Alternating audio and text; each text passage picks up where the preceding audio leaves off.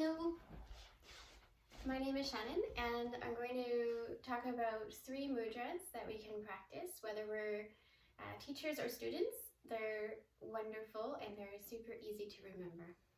So, mudra is a hand gesture or a seal, and the mudras and bandhas that we're working with all affect the subtle energy of the body.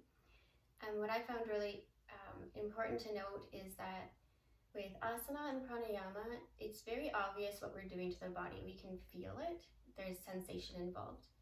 With the mudras and sometimes the bandhas, we don't always feel it, but it's working beneath the surface with the nervous system, the chakras, and the koshas. So just be aware that as you're doing these gestures with your hands, there may not be a significant sensation, but that doesn't mean that there's not something really powerful working beneath the surface.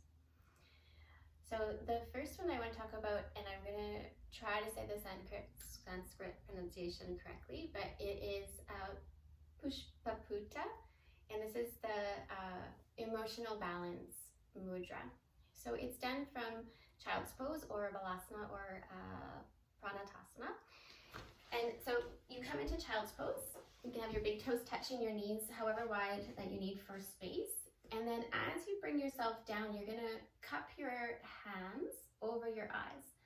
So it's the palm of your hand that gets cupped over your eyes.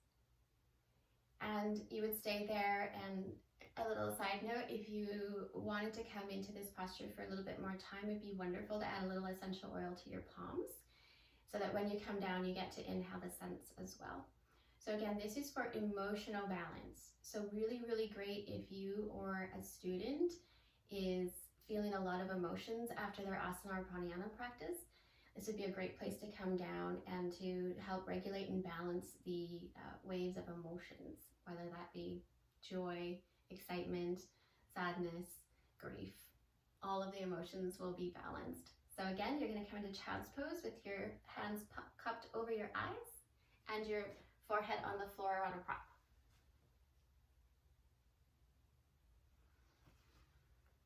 So that is emotional balance. The next one is murti mudra, and this is for psychic balance. So if you're feeling like you've been doing lots of work, lots of emotional work probably, and you're feeling more spiritual, you're feeling really connected, then this is a way to help balance those feelings that may be associated with working with your chakras or just your spiritual practice in general.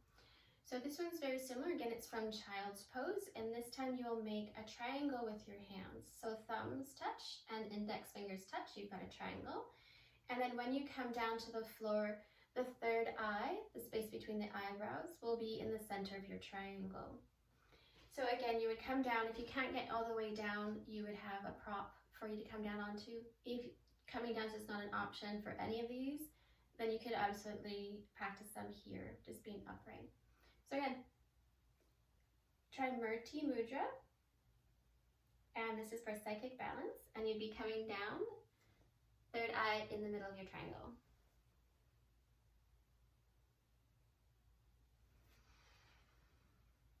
So the third one, and this is the one that's recommended that every yogi should be practicing, and this is a mudra of humility. So the hand gesture is your palms together and up overhead. Again, this is done from child's pose or balasana, so you'd again be in your shape with the big toes touching knees wide, and you'd come down so that your third eye is resting on the floor or prop, and your arms are extended overhead, palms together. So the biggest obstacle in our path, our spiritual path, our yogic path, is the ego. And this is a mudra that will help to balance our ego and promote humility. So let's practice that now. So you can come in a child's pose, bring your hands overhead, and just take a moment to acknowledge the fact that you do have an ego, and it will at one point or another get in your way, and maybe this will help.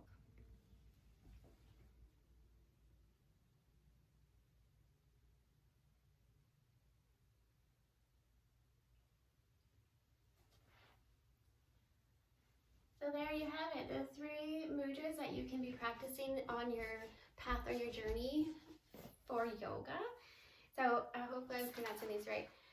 Pushpa Putta, the first one's emotional balance, so that's the cupping of the eyes from child's pose.